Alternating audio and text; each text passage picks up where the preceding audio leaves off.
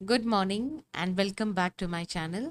आज हम शुरू कर रहे हैं lecture number 86 bio section and title है मेगा स्पोरोजेनेसिस। ये बड़ा सा टर्म इंडिकेट करता है female gamete development in flowering plants, development of female gametophyte. ये दो टॉपिक्स हमने कल कंप्लीट कर लिए थे। So female part is associated with the gynoecium. So single pistil ये structure है जिसे कार्पिल भी कहते हैं। Each pistil has three parts: stigma, style, and ovary. And ovary is attached to the thalamus. The stigma serves as the landing platform for pollen grains. This will receive the pollen grains and यहाँ का जो surface है वो pollen tube formation में help करेगा। Then यहाँ से pollen tube नीचे ओवरी तक पहुँचेंगे। So elongated slender part beneath stigma is called style. The basal bulge part of the pistil is the ovary. This part. Inside the ovary is the ovarian cavity, locule. तो अंदर जो cavity होगी उसे कहते हैं locule. Placenta is located inside the ovarian cavity. So placenta पे ovules attach होंगे, ovule के अंदर फीमेल गैमेट होगा। ओके तो हमको काफ़ी डिटेल्स इसमें आज पढ़नी पड़ेंगी। Recall the definition and types of placentation that you studied in class 11th। So morphology chapter में हमने ये 5 टाइप्स ऑफ प्लेसेंटेशन पढ़े थे: marginal, axile, parietal, free central and basal. Gynoecium monocarpellary and multicarpellary, ये दो टाइप के होते हैं। तो अगर सिंगल पिस्टल है उसे मोनोकार्पिलरी बोलेंगे, एंड एक से ज़्यादा होंगे तो वो मल्टीकार्पिलरी कहलाता है। अगेन मल्टीकार्पिलरी में कार्पल्स या तो फ्यूज्ड हो सकते हैं या फ्री। फ्यूज्ड हैं तो ये टर्म यूज होगा syncarpous. Free carpels are called apocarpous. ये है 12th स्टैंडर्ड में टेक्स्ट बुक में ये एग्जाम्पल है फॉर सिनकार्पस। 11th क्लास में मॉर्फोलॉजी चैप्टर में हमने दो एग्जाम्पल्स जो पढ़े थे वो थे मस्टर्ड एंड टोमेटो। तो ये न्यू एग्जाम्पल पेपावर, और ये क्या होता है ये हम ह्यूमन हेल्थ एंड डिजीजेस में भी पढ़ेंगे। जो फर्स्ट वन है ओपियोइड ड्रग्स, तो उसका सोर्स है पेपारम सोमनीफेरम, ओपियम पॉपी। देखिए ये सेम है स्ट्रक्चर। नेक्स्ट जो हमने फैमिलीज पढ़ी थे उसमें भी देखिए ये हम फ्यूज्ड कार्पल शो करते हैं ब्रैकेट्स में। एस्टरेसिए कंपोसिटे में आपको सिनकार्पल सिचुएशन दिखेगी।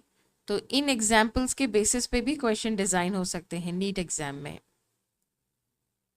मेल्वेसिए में भी सिनकार्पस है, क्रूसीफेरे, सोलैनेसिए, लिलिएसिए। इन मेंबर्स के नाम देकर के भी क्वेश्चन डिजाइन किया जा सकता है। देन मल्टीकार्पिलरी एपोकार्पस गाइनोशियम, जिसमें कि कार्पल्स फ्री होंगे। तो एग्जाम्पल है मिशेलिया। मॉर्फोलॉजी चैप्टर में जो दो एग्जाम्पल्स थे वो थे लोटस एंड रोज। देखिए ये है हिंदी में इसे चंपक या सोन चंपा कहते हैं। तो यहाँ पर अगर आप जूम इन कीजिए तो ये स्ट्रक्चर है एपोकार्पस गाइनोशियम। ये दो examples lotus and rose for apocarpous. Then ovules arising from placenta are the megasporangia, commonly called ovules. The number of ovules in an ovary may be one or many. तो one के ये 3 examples wheat, paddy, ये दोनों belong करते हैं Poaceae को। Then mango, mango was example of drupe fruit. Many ovules में papaya, watermelon and orchids. अब बात करते हैं ओव्यूल के अल्ट्रा स्ट्रक्चर की। सबसे पहला टर्म है funicle. Funicle is the stock. Okay, the ovule is a small structure attached to the placenta by means of a stalk. Placenta and ovule क्या ये जो stalk है वो कहलाता है funicle. तो आप रिकॉल कीजिए, लीफ के स्टॉक को कहते हैं पीटियोल, फ्लावर के स्टॉक को कहते हैं पेडिसल, इनफ्लोरेसेंस के स्टॉक को पेडंकल एंड ओव्यूल के स्टॉक को फ्यूनिकल। देखिए कुछ भी पूछ करके इस पे क्वेश्चन डिज़ाइन हो सकते हैं। ओके तो काफ़ी सारे सिमिलर टर्म्स हैं, इस पे आप कंफ्यूज मत होना, रेगुलरली रिवाइज करना इसे। देन नेक्स्ट स्ट्रक्चर है hilum. So hilum is this region जहाँ पर फ्यूजन होता है hilum and the body of the ovule. Body of the ovule fuses with funicle in the region called hilum. This region. Okay? तो देखिए आप ये integuments के साथ भी मर्ज हो रहा है, बट एक्चुअली ये इस रीजन को इंडिकेट कर रहा है जो कि फ्यूजन रीजन है between funicle and body of ovule. Then ये जो फर्स्ट लेयर आपको दिख रही है outer integument, each ovule has one or two protective envelope called integuments. Integuments encircle the ovule except at the tip where a small opening called micropyle is organized. So encircle means यहाँ से ये full cover करेगा इसे and सिर्फ micropyle region में opening रहेगी। Okay तो image में ऐसा लग रहा है कि सिर्फ यहाँ तक है, but they are encircling the ovule. Then इस एंड को कहते हैं कैलाजल पोल।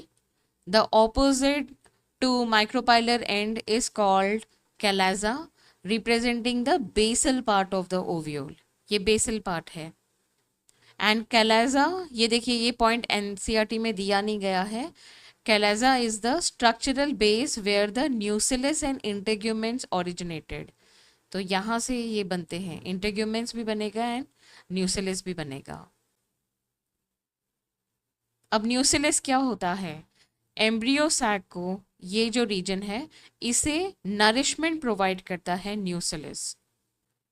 सो कल हमने जो स्पोरोजिनस टिश्यू है उसे न्यूट्रिशन नरिशमेंट प्रोवाइड करने वाली लेयर के बारे में पढ़ा था, उसे टेप्टम कहते हैं एंड उसी का इक्विवेलेंट स्ट्रक्चर ओव्यूल में न्यूसिलस कहलाता है। Enclosed with in the integuments is a mass of cells called न्यूसिलस. Cells of the nucellus have abundant reserve food material. So nourishment of the embryo sac, उसका ये रोल है। In seed, nucellus forms perisperm. Located in the nucellus is embryo sac or female gametophyte. Ovule generally has a single embryo sac formed from a megaspore. So megaspore term अभी यहाँ पर आ गया है, वो हम आगे पढ़ेंगे। मायोटिक डिवीजन से जो सेल्स बनते हैं उन्हें मेगास्पोर कहते हैं। तो ovule generally has a single embryo sac form from a megaspore. तो एक मेगास्पोर से एक सिंगल एम्ब्रियो सैक बनेगा। नाउ देखिए आप प्रैक्टिस कीजिए इसी डायग्राम को, whether you are able to identify each and every label. So A is this region. This region is the region where funicle is fused to the body of ovule. इसे कहते हैं hilum. Then next है B. This part is funicle. C क्या है? ये micropyle है, opening of the ovule. D is micropylar end या फिर micropylar pole. Then E is outer integument, F is inner integument, G is nucellus, H is embryo sac जिसे female gametophyte भी कहते हैं and I is the calazal end या calazal pole. अब बात करते हैं megasporogenesis. The process of formation of megaspores from megaspore mother cell is called megasporogenesis. So एकदम सिंपल भाषा में हम कहेंगे कि ये प्रोसेस ही एक्चुअल रिडक्शन डिवीजन है, मायोटिक डिवीजन है ये। तो ये ऑब्वियसली जो मेगास्पोर मदर सेल होंगे वो डिप्लॉयड होंगे एंड आफ्टर मायोसिस जो मेगास्पोर बनेंगे वो हैप्लॉयड होंगे। Ovules generally differentiate a single megaspore mother cell in the micropylar region of the nucleus. It is a large cell containing dense cytoplasm and a prominent nucleus. The MMC undergoes meiotic division. What is the importance of MMC undergoing meiosis? So obviously gamete formation है ये. Meiosis result in the production of 4 megaspores. So देखिए ये जो single cell था जिसे MMC कहते हैं, megaspore mother cell, okay, dense cytoplasm है, प्रोमिनेंट न्यूक्लियस है, इसमें मायोटिक डिवीजन होंगे. सो मायोसिस 1 में क्या होता है, होमोलोगस क्रोमोसोम सेग्रीगेट होते हैं बट DNA कंटेंट डबल रहता है. ओके तो आपको जो 2 क्रोमोसोम दिखेंगे उसमें क्रोमैटिड्स रहेंगे, तो इनके अंदर होमोलोगस क्रोमोसोम सेग्रीगेट हो गए हैं. अभी जस्ट क्रोमैटिड्स को सेपरेट करने के लिए सेकेंड राउंड ऑफ डिवीजन होगा जिसे मायोसिस 2 कहते हैं, एंड फाइनली 4 हैप्लॉइड सेल्स मिल जाएंगे. तो इसे ये 4 सेल्स हैं इसीलिए इसे टेट्राड कहते हैं, मेगास्पोर टेट्राड. तो आपको ये ध्यान रखना है कि ये जो मेगास्पोरोजेनेसिस प्रोसेस है ये माइक्रोपाइलर एंड की तरफ होती है. In majority of flowering plants, one of the megaspore is functional while the other 3 degenerate. तो जो 4 हैप्लॉइड अभी मेगास्पोर बने हैं उसमें से 3 degenerate हो जाएंगे. Only the functional megaspore develops into female gametophyte which is embryo sac. This method of embryo sac formation from a single megaspore is called monosporic development. What will be the ploidy of the cells of the nucellus, MMC and the functional megaspore and female gametophyte? So देखिए ये nucellus diploid है, MMC diploid है, the functional megaspore and female gametophyte ये obviously haploid हो जाएंगे. So अब इस process को विजुलाइज करते हैं. देखिए 4 सेल्स थे मेगास्पोर टेट्राड में, एक ही फंक्शनल होगा, सो 3 डीजेनरेट होंगे, ये 3 डीजेनरेट हो जाएंगे. ओके ओनली 1 विल सर्वाइव जिसे फंक्शनल मेगास्पोर कहते हैं. अब इस सेल में 3 सक्सेसिव माइटोटिक डिविजन्स होंगे. ओके कैरियोकाइनेसिस होगा that are not immediately followed by cell wall formation. So 3 mitotic divisions हैं.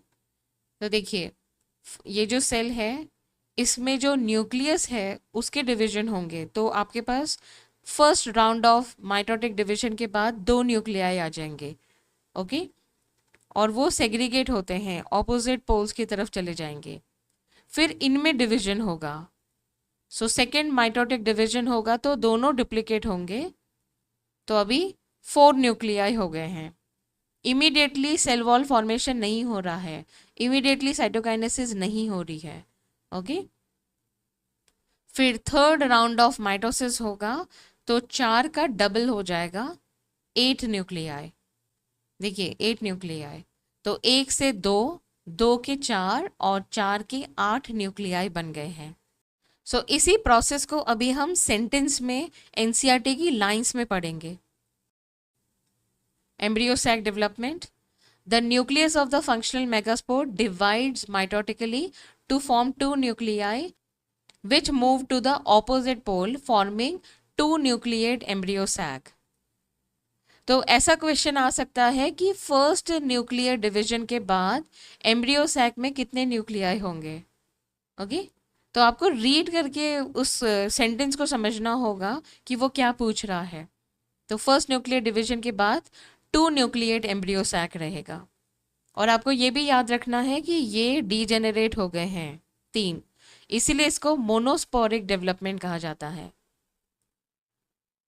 2 more sequential mitotic nuclear division result in the formation of 4 nucleate and later 8 nucleate stages of embryo sac. So 4 nucleate and this is 8 nucleate embryo sac. Cytokinesis lays cell wall. After 8 nucleate stage, cell walls are laid down, leading to the organization of typical female gametophyte or embryo sac. Observe the distribution of cells inside the embryo sac. So cytokinesis होगी, cell wall formation होगा, तो इस तरह से यहाँ पर cells बन जाएंगे. ओके और ये सेंट्रल सेल है जिसके अंदर 2 पोलर न्यूक्लियाई हैं. तो देखिए सेंट्रल सेल बहुत बड़ा है, यहाँ से ये पूरा सेंट्रल सेल है. ओके इसलिए यहाँ पर इस रीजन में ऐसे मार्किंग दी गई है. एनसीईआरटी में एंटीपोडल्स यहाँ लिखे हैं एंड आफ्टर साइटोकाइनेसिस एंटीपोडल्स ऊपर को दिखाए हैं. तो आप इस इमेज को 180 डिग्री टर्न कर दीजिए ऐसा. तो यहाँ अभी देखिए आप मैच कर सकते हैं एंटीपोडल्स और ये सेंट्रल सेल, उसके 2 polar nuclei, egg and synergids. Embryo sac के फीचर्स हैं. 3 cells are grouped together at the micropylar end and constitute the egg apparatus. ये तीनों मिलकर के egg apparatus बनाते हैं. Egg apparatus in turn consist of 2 synergids and 1 egg cell. 2 synergids, 1 egg cell. The synergids have special cellular thickening at the micropylar tip, ये part में, called filiform apparatus, which plays an important role in guiding the pollen tubes into the synergids. तो ये point important है. Filiform apparatus का role क्या है? Guiding the pollen tube. Next ये 3 cells को एंटीपोडल्स कहा जाता है. 3 cells at the calazal end are called antipodals. And finally polar nuclei. The large central cell, okay, has 2 polar nuclei. A typical angiosperm embryo sac at maturity, though 8 nucleate, is 7-celled. So 1, 2, 3, 1, 2, 3 and 1 cell. So total 7 cells हैं लेकिन 8 nuclei हैं. So इसके साथ ही हमने ये section complete कर लिया है. कल हम pollination types, agency examples and outbreeding devices, ये दोनों सेक्शंस कंप्लीट कर लेंगे. Okay, thanks a lot for watching my video and take good care of yourself.